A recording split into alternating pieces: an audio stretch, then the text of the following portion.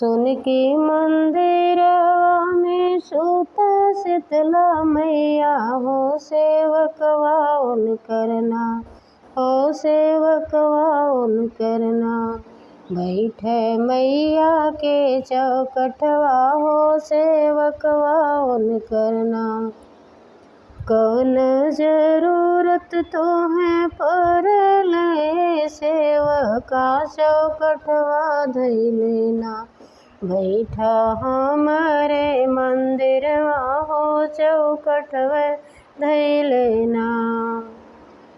सबके त दिहलो मैया अना धन खजनवा हो कि हमरी हो दैयाना।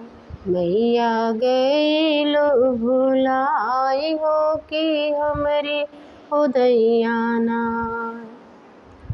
हो जाऊ तुए सेवक अपने महलिया हो सबेरवै होतना, हो कि भोरवै होतना। हुई है पूरन का मनवा हो कि भोरवै होतना। सोन के मंदिरवा में सूतली देवी हो।